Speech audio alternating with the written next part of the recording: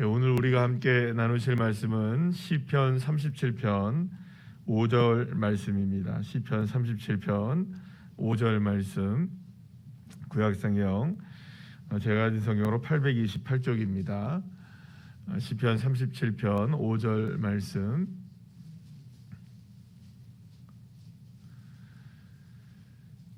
우리 찾으신 줄 알고 우리 함께 한 절입니다. 다 같이 함께 합독하시겠습니다. 내 길을 여호와께 맡기라. 그를 의지하면 그가 이루시고. 아멘.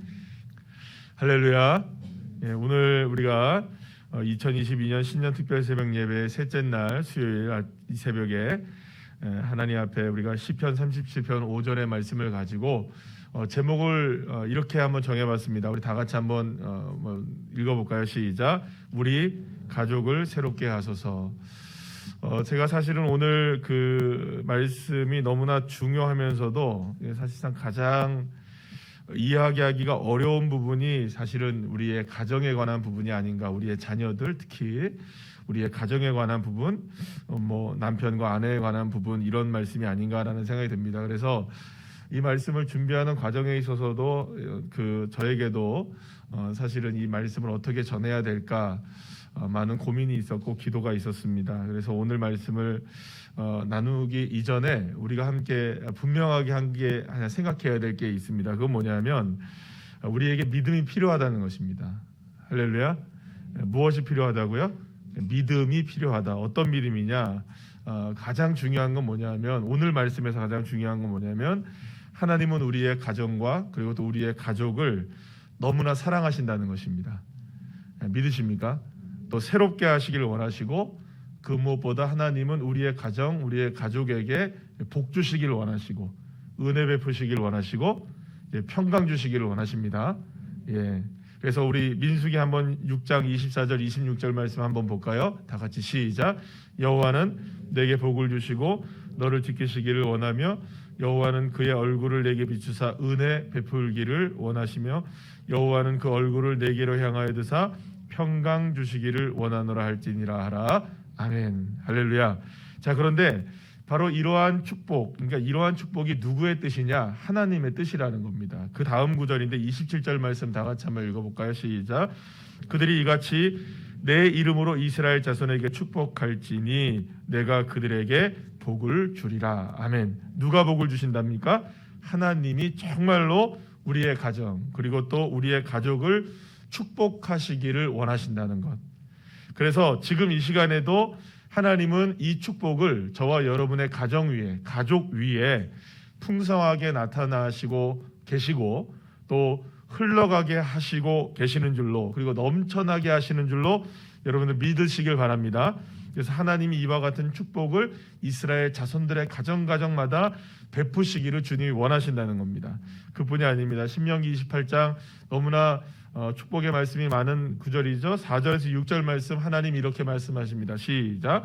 내 몸의 자녀와 내 토지의 소산과 내 짐승의 새끼와 소와 양의 새끼와 복을 받을 것이며, 내 광주리와 떡반죽 그릇이 복을 받을 것이며, 내가 들어와도 복을 받고 나가도 복을 받을 것이니라. 할렐루야. 사실 이 성경에서 하나님의 자녀들에게 또 믿음의 가정 위에 베푸시는 하나님의 축복은 얼마든지 차고 넘칩니다. 그러니까 그만큼 하나님은 저와 여러분, 그리고 또 우리의 가정, 그리고 또 우리의 가족들 한 사람 한 사람 위에게 하나님의 베푸실 축복은 정말로 차고 넘친다는 것입니다. 하나님이 우리에게 베푸실 은혜가 부족하지 않습니다. 정말로 여러분들 성경의 구절을 한 구절 한 구절, 제가 지금 찾아본 거는 그냥 대표적으로 한두 구절 이렇게 말씀드린 거지, 성경을 찾아보시면 정말로 얼마나 하나님이 우리의 가족, 우리의 가정, 그리고 나와 여러분 모두에게 얼마나 많은 축복을 베푸시는 하나님이신지를 차고 넘치는 축복이 있다는 것을 여러분들 우리가 알 수가 있습니다. 자, 그런데 문제는 뭐냐 하면, 이러한 축복이 우리에게 분명하게 차고 넘치도록 약속되어 있음에도 불구하고 우리가 느끼기에, 내가 느끼기에, 우리 가정이 느끼기에, 우리의 가족이 느끼기에 우리가 경험하는 축복은 사실상 너무나 미약하다는 겁니다. 그러니까 신앙에 있어서 어떻게 보면 이렇습니다. 신앙에 있어서, 그러니까 신앙에 있어서 이런 표현을 쓰면 어떨지 모르겠지만 이상과 괴리가 있잖아요. 그러니까 우리가 이상적인 거를 생각하는 그 꿈이 있고 우리의 현실이 있잖아요. 그러니까 그걸 우리가 보통 이상과 현실의 괴리라고 얘기를 하는데, 이상과 현실의 괴리가 가장 명확하게 드러나는 공간 어디일까요? 제가 곰곰이 생각을 해보니까 가장 많이 드러나는 곳이 교회는 아닌 것 같아요. 오히려 교회는 기도 열심히 하면 이루어지는 거 이렇게 보기도 하고 막 그래요. 여러분들 우리가 중보기도를 한다든지 뭔가를 기도하면 뭔가 이루어지는 것을 보잖아요, 그죠? 오히려 그거는 우리가 정말 믿음이 이런 거구나라는 것을 우리가 경험을 할 수 있는 공간은 오히려 더 교회가 더 있는 것 같다는 생각이 들어요. 근데 가장 안 되는 부분이 어딜까? 가장 잘 우리가 이런 축복이 정말 이루어져야 되는데 이 축복이 가장 잘 안 이루어지고 또 때로는 더디게 이루어지고 가장 우리에게 인내를 필요하고 우리가 기다려야 하는 그런 공간이 어디일까? 생각해 보면 우리의 가정입니다. 우리의 가족이기도 하고요. 하루 이틀이 아니죠. 1, 2년 기도한 것도 아니고 3, 4년 기다린 것도 아닙니다. 때로는 신앙생활을 하면서부터 시작돼서 지금까지 기도하며 눈물을 흘리지만 좀처럼 우리의 가정, 우리의 가족, 그거 내가 될 수도 있고 남편과 아내가 될 수도 있고 우리의 자녀들이 될 수도 있고요. 부모님이 될 수도 있고 여러 가지.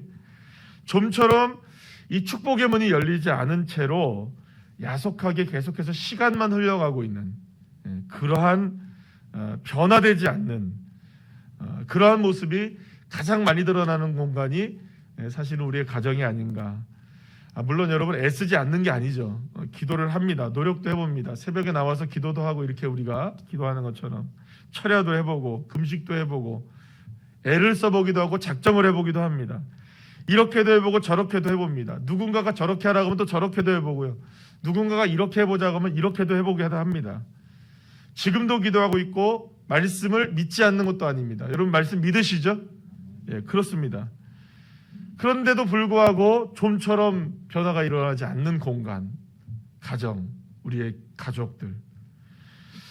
어쩌면 나의 믿음이 있어서 나의 믿음, 개인적으로 나의 믿음에 있어서 가장 도전을 많이 받고 가장 처절하게 기도를 하고 어떻게 보면 그래서 우리가 야고보서에서 우리의 믿음이 무엇으로 드러나야 된다고요? 행위로 드러나고 삶으로 드러나야 되잖아요. 믿음이 사라져야 되잖아요. 아멘이시죠? 그러면 믿음이 가장 살아나야 되고 믿음으로 가장 사라져야 될 공간이 어디냐? 여러분 우리의 가정이라는 것을 우리가 부인할 수가 없죠. 그러니까 가장 도전이 많이 되는 곳이에요. 믿음을 사용해야 하는 것이 가정임에도 불구하고 가족임에도 불구하고 좀처럼 아쉽게도 내놓을 만한 어떤 그 결과물이라면 좀 그렇지만 이 손에 잡히는 것이 없고 오히려 이렇게 생각해 보면 주님에게 더 멀어지는 것은 아닌가 안타깝고 초조한 마음이 드는 공간이 우리의 가정이라는 것이죠. 여러분들 이 말씀에 우리가 사실은 다 알고는 있는 얘기지만 우리가 드러내놓고 잘 또 그걸 얘기도 못하는 그렇죠? 그런 이야기들입니다. 그래서 오늘은 너무나 잘 아는 두 사람에 대한 이야기를 또 합니다. 누구냐? 한 명이 야곱의 사랑을 너무나 받고 싶었던 레아에 관한 이야기입니다. 두 명 중에 한 명이 레아의 얘기인데 레아는 동생 라헬을 사랑하는 야곱과 결혼을 하게 된 이유로 가혹한 인생을 정말 살았습니다. 라헬만을 사랑했던 이 야곱, 그래서 야곱은 레아에게 눈길 한번 주지 않죠. 그래서 레아는 야곱의 사랑을 더욱더 갈망하게 됩니다. 어떻게 해서든 야곱의 사랑을 받아내서 행복한 가정을 이루겠다는 꿈을 꿉니다. 그래서 최선의 노력을 다합니다. 그런데 하나님도 그런 레아의 마음을 너무나 잘 아십니다. 그래서 하나님이 뭐라고 말씀하시느냐? 창세기 29장 31절 말씀에 이렇게 말씀하십니다. 다 같이 한번 읽어볼까요? 시작.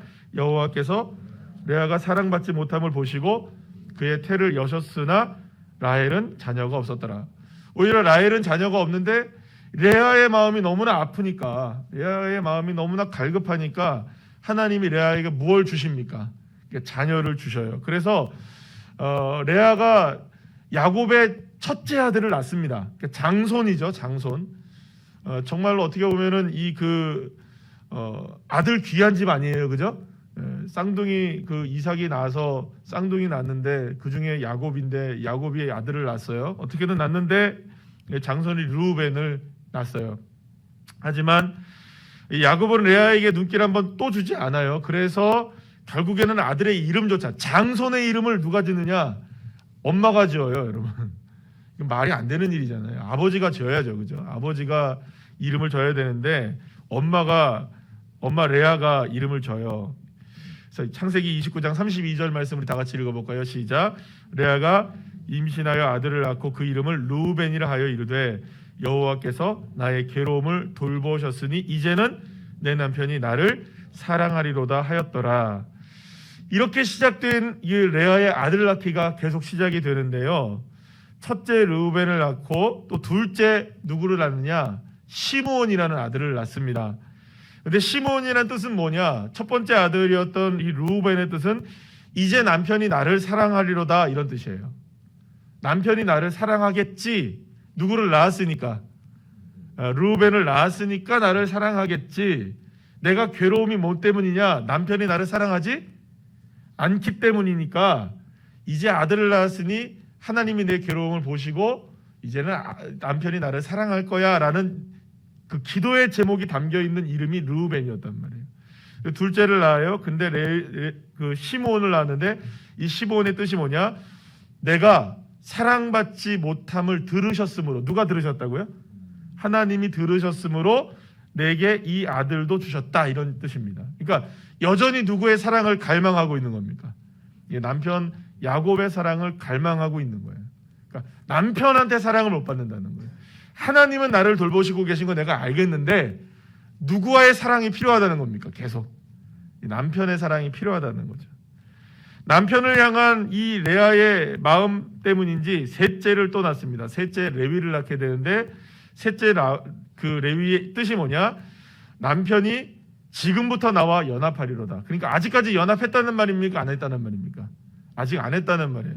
그러니까 하나님은 계속해서 누구를 사랑하시죠? 지금 불쌍히 여기시고 긍휼히 여기셔서 레아를 사랑하고 계시죠? 그런데 레아는 계속해서 누구에 대한 사랑을 갈급하게 생각하는 겁니까? 누구와 하나 되기를 원하는 겁니까? 남편 야곱과 하나 되기를 원하는 거예요. 그런데 이상하게도 아들을 낳으면 낳을수록 오히려 레아의 마음이 더 이게 야곱한테 가까이 가지만 야곱은 누구에게 자꾸 멀어집니까? 오히려 레아에게서 계속 멀어지고만 있었어요. 그러니까 여러분, 오직 레아는 누구에게만 지금 마음이 꽂혀 있는 겁니까? 야곱에게만 꽂혀 있는 거예요. 야곱 어떻게 해서든지 하나님 앞에 얼마나 기도했겠어요. 누구의 마음을 좀 변화시켜 달라고.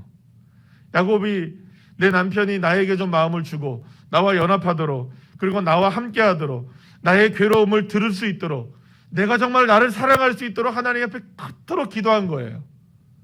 그런데 그렇게 기도해도 들어집니까? 안 들어집니까? 안 들어지는 거예요. 아들을 낳아도 안 되는 거예요. 오늘 두 번째로 살펴볼 사람은 이 아브라함입니다. 아브라함 역시 레아와 같은 마음이었다고 볼 수 있어요. 그토록 원했던 아들 25년 만에 얻게 됩니다. 그래서 아내 사라의 25년 동안 얻지를 못했죠. 결국에는 얻지를 못하고 있다가 그래서 아내 사라의 몸종인 하갈을 통해서 아들 이스마엘을 낳기도 합니다. 그런데 여전히 하나님의 약속하신 아브라함의 자녀 사라를 통해서 낳게 하신다는 이 약속의 자녀는 오리무중인 거예요. 속절없이 시간만 흘러가고 있어요. 그리고 아내 사라가 더 이상 아이를 낳을 수 없는 지경에까지 이르게 되죠. 흘러간 25년의 세월만큼이나 아브라함의 마음, 사라의 마음은 까맣게 타들어가고 있었던 그때 그토록 갈망하는 아들을 하나님께서 언제 주시느냐? 100세에 허락해 주십니다. 놀라운 일이죠. 하지만 여러분, 하나님께서 아브라함에게 처음에게 약속하셨던 것이 무엇이죠? 별처럼 모래알처럼 뭘 많게 하겠다. 자손을 많게 하겠다. 민족을 이루겠다. 여러분, 민족을 뭐가 좀 있어야 민족을 이루죠. 하나님이 민족을 이루게 하신다면 처음부터 아브라함에게 몇 명쯤 아들 줘야 됐습니까? 야곱에게 허락한 12명에 아들 정도는 주셔야 이게 뭐가 이루어지는 건데 이제 곧 100세에 하나 낳고 그 다음에 아이가 있습니까 없습니까? 그리고 아이가 없어요. 그러니까 사실은 이 이삭 한 사람으로 하나님의 비전을 이루시겠다, 이게 믿어지지 않을 수 있는 거죠. 그렇게 이삭이 장성하게 됩니다. 청년으로, 이게 어린 청년으로 자라게 되죠. 근데 갑자기 하나님이 아브라함을 찾아오셔서 이삭을 뭐로 바치라고요? 번제물로 바치라는 엄청난 이야기를 하십니다. 청천벽력이죠. 청천벽력. 25년 기다렸습니다. 아직 하나님의 약속이 다 이루어지지도 않았습니다. 민족 이루어지기는커녕 여러분 한 명밖에 없는데 그 자식마저 번제물로 바치라는 겁니다. 여러분들 기가 막힌 일이죠. 엄청난 이 일 앞에 아브라함의 마음이 무너질 수밖에 없었겠죠. 그런데 아브라함이 묵묵하게 하나님의 말씀을 따라갑니다. 이삭은 번제를 드리기 위해서 가는 길에 재물이 없다는 사실을 발견하고는 아버지께 이렇게 이야기합니다. 아버지, 번제할 어린 양은 어디 있습니까? 그때 아브라함이 뭐라고 대답하느냐? 여러분 창세기 22장 8절 말씀인데요. 다 같이 읽어볼까요? 시작. 내 아들아, 번제할 어린 양은 하나님이 자기를 위하여 친히 준비하시리라. 여러분, 아브라함은 번제물이 무엇이었다는 걸 알고 있었죠?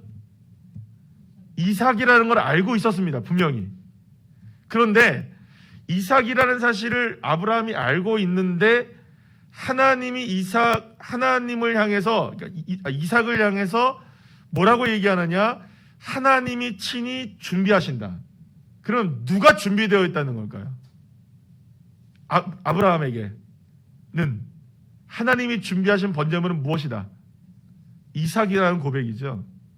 다시 말하면 아브라함에게서 있어서 하나님이 친히 준비하신 이 제물은 다른 준비된 제물이 있었던 것이 아닙니다. 그냥 그것은 이삭이었던 것이죠. 그러고 보면 여러분, 이삭이야말로 하나님께서 친히 준비하신 아들 맞습니까? 안 맞습니까? 맞죠? 하나님이 준비하지 않으셨다면 이삭은 이 땅에 태어나지도 못했을 것이 분명하기 때문입니다. 그래서 아브라함은 이삭을 결박하고 이삭을 잡게 됩니다. 그리고 칼을 높이 들게 된 것이죠. 사실 이 장면은 비정한 아버지의 모습을 보여주는 장면이 아닙니다. 이 장면은 어떤 장면이냐? 아들의 소유권이 누구에게 있느냐? 그것에 대한 믿음에 관한 이야기입니다. 그래서 이 이야기가 시작될 때 성경은 뭐라고 얘기하냐면, 따라합시다. 시험하신다고 분명히 말씀하고 있어요. 자, 그렇다면 하나님이 아브라함의 무엇을 시험하신 것일까요? 이것은 아들 이삭의 소유권이 누구에게 있는지를 정확히 하자는 겁니다. 누가 주신 것이냐? 누구의 것이냐? 아들 누구의 것입니까? 아브라함의 것입니까? 하나님의 것입니까? 정말로 친히 하나님께서 아브라함에게 이삭을 주셨다면 아브라함은 정말로 이 아들이 누구의 것임을 믿음으로 고백했었나요? 정말로 하나님 앞에 다시 드릴 수 있어야 되는 겁니다. 그러니까 주셨지만, 그래서 나에게 있지만 이 내게 있는 것을 누구에게 내어놓아야 됩니까? 하나님께 내어놓아야 되는 그 믿음을 보기를 원하셨던 겁니다. 레아 역시 이 시험을 통과하게 됩니다. 넷째 아들을 낳게 됩니다. 그 이름이 누구였습니까? 유다입니다. 유다의 뜻은 이전과는 전혀 다른 의미를 사용합니다. 창세기 29장 35절 말씀을 다 같이 한번 읽어볼까요? 시작. 그가 또 임신하여 아들을 낳고 이르되 내가 이제는 여호와를 찬송하리로다 하고 이로 말미암아 그가 그의 이름을 유다라 하였고 그의 출산이 멈추었더라. 여기서 야곱은 등장하지 않습니다. 더 이상 남편의 이름도 등장하지 않습니다. 분명히 지금까지는 누구를 향해서 마음을 쏟았는데, 남편을 향해서 마음을 쏟았어요. 하나님의 마음을 알았어요. 하나님을 바라보기도 했어요. 그러나 유다를 낳으면서는 전혀 다른 사람이 됩니다. 어떤 사람이 되느냐? 이제는 누구만 사랑하겠다, 누구만을 바라보겠다, 누구만을 원하겠다, 누구를 찬송하겠다, 하나님을 찬송하겠다. 이제는. 여기에 고백에는 야곱에 대한 갈망이 전혀 드러나지 않습니다. 레아는 유다를 출산하면서 이제 가장 중요한 것이 무엇인지를 깨닫게 되었던 것이죠. 바로 남편보다 여호와 하나님, 그분을 사랑하는 것이 먼저라는 것을 알았던 겁니다. 물론 그 후에 레아는 두 아들을 낳습니다. 이사가가 스불론을 낳습니다. 딸 디나도 낳게 되죠. 레아는 야곱이 아닌 하나님의 사랑을 바라보게 되었던 것입니다. 그리고 모든 것이 하나님의 은혜임을 고백하게 되는데요. 야곱을 그토록 갈망했지만 야곱에 대한 마음을 내려놓고 주님을 정말로 바라보기 시작했을 때 내 남편 주신 게 누구냐? 여호와 하나님이시구나.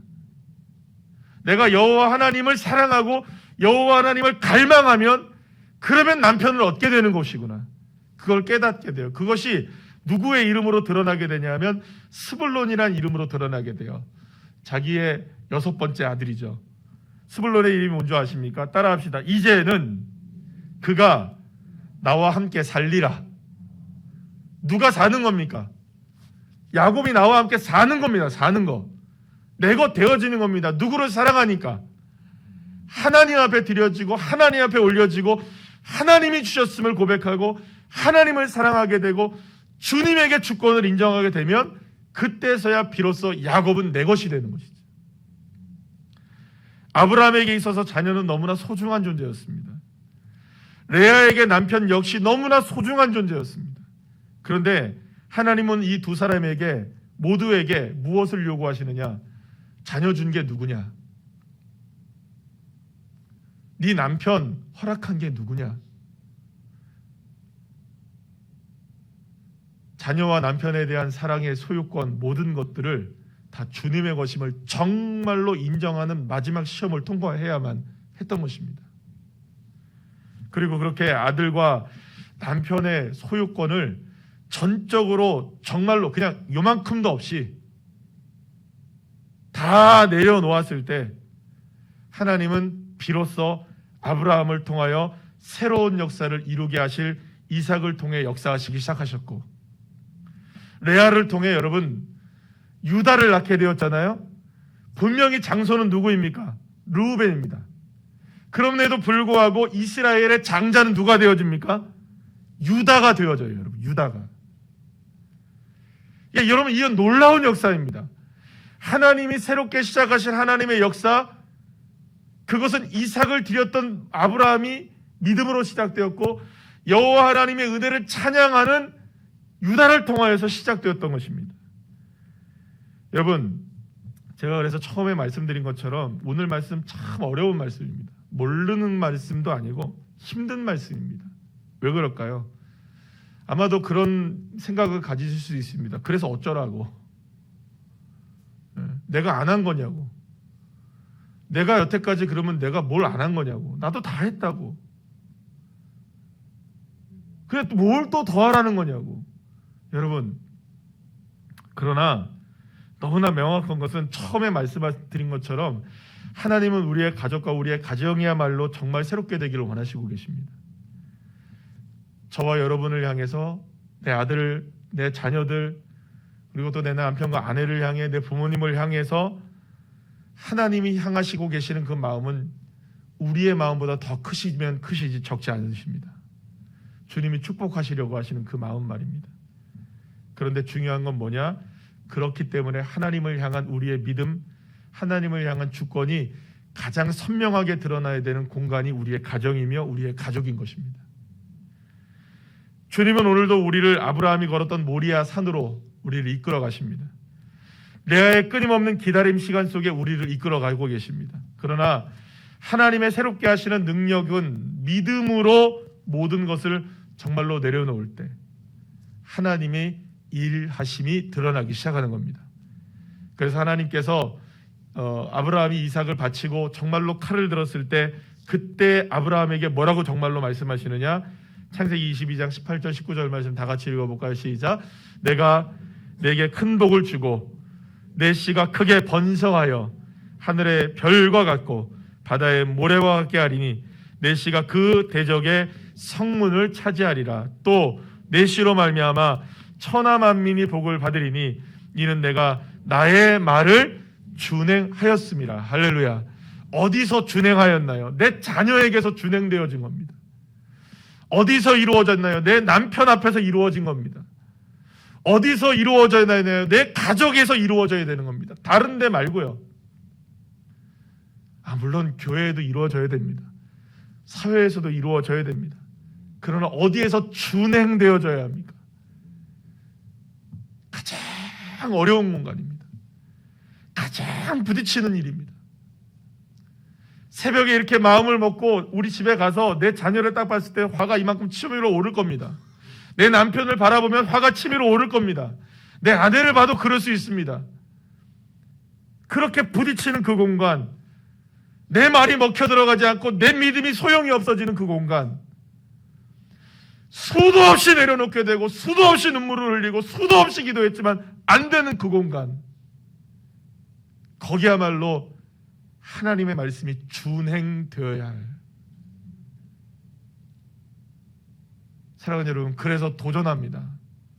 저와 여러분에게, 저 스스로에게도, 여러분에게도 우리의 가정이 올해는 정말 새로워지시기를 간절히 축원합니다. 우리의 가정이야말로 새로워지기를 소망합니다. 그러려면 우리의 믿음이 드러나야 될 그 공간, 가장 선명하게 드러나야 되고 준행되어져야 될 그 공간, 그럴 때 하나님은 크게 번성하게 하시고 대적의 성문을 차지하게 하시고 큰 복을 받게 하시는 축복을 허락해 주신다고 약속하지 않으셨습니까? 이 약속의 말씀이 정말로 우리의 가정 가운데 새롭게 되어지는 역사가 되어지기를 소망한다면 우리의 믿음의 결단이 필요한 겁니다. 우리의 언어를 바꿔야 하고 우리의 믿음을 바꿔야 하고 모든 것을 정말로 주님께 맡길 수 있어야 합니다. 주님께 드려야 합니다. 그래야 주님이 새롭게 바꾸실 수 있으십니다. 오늘 본문의 말씀을 제가 쉬운 성경의 말씀으로 마지막으로 함께 읽고 끝날 텐데요. 오늘도 우리가 함께 기도할 때 여러분 제일 어려운 시간일 수 있습니다. 다시 한번 말씀드리지만 그래서 어쩌라고 이 얘기 나오는 날입니다. 오늘은. 그런데 그래서 이러라고 주님께서 말씀하신 겁니다. 아멘이십니까? 제가 다시 말씀드립니다. 안 해서 안 되는 게 아닙니다. 했습니다. 레아도 했고 아브라함도 다 했습니다. 그러나 마지막에 시험을 통과해야 하는 것이죠. 우리에게 남겨져 있는 그 마지막 시험. 그래서 오늘 시편 37편 5절 말씀을 쉬운 성경의 말씀으로 이렇게 말씀합니다. 다 같이 시작. 여호와께 여러분의 길을 맡기고 그분을 굳게 믿으십시오. 그리하면 주님께서 다 이루어 주실 것입니다. 다시 한번 시작. 여호와께 여러분의 길을 맡기고 그분을 굳게 믿으십시오. 그리하면 주께서 다 이루어 주실 것입니다. 여러분이 우리의 자녀를, 내 남편과 아내를, 우리의 부모님들을 다 맡기시면 그분이 그것을 굳게 믿으면 그리하면 주님께서 내 자녀를 이루어 가시고 내 남편과 아내를 이루어 가시고 내 부모님들을 이루어 가시고 정말로 맡기고 믿으십시오. 우리에게 가장 큰 도전입니다. 우리에게 가장 큰 시험입니다. 아멘 잘 안 나올 줄 알았습니다. 저는 오늘 말씀 보면서 제가 너무 괴로웠습니다. 왜냐하면 여러분들의 반응을 정말 아니까, 이렇게 될 걸 아니까 어제까지 말씀할 때 아멘 잘 하셨거든요. 아, 기도하면 된다, 말씀하면 된다, 아멘 아멘 하셨거든요. 가족 얘기하면 제 아멘 안 나는 거 원래 그렇습니다. 내일은 교회에 관한 얘기이기 때문에 아멘 잘 나올 줄 믿습니다. 새벽에 아멘이 잘 나와야 저도 힘이 나는데, 그래서 사실 이거 안 하려고도 했습니다. 그냥. 근데 해야 되겠더라고요. 아멘. 맡기고 믿으십시다. 하나님이 새롭게 하십니다. 그래서 오늘도 우리의 찬양 부르시고 기도하실 때 다른 기도 말고 정말 하나님 우리의 가정, 우리의 가족 주님 앞에 맡기고 믿습니다. 내려놓습니다. 이 시험 통과하게 하셔서 하나님의 큰 축복 누리게 하여 주시옵소서. 새롭게 하여 주시옵소서. 함께 기도할 때 놀라운 축복의 주인공들 되시기를 간절히 축원합니다.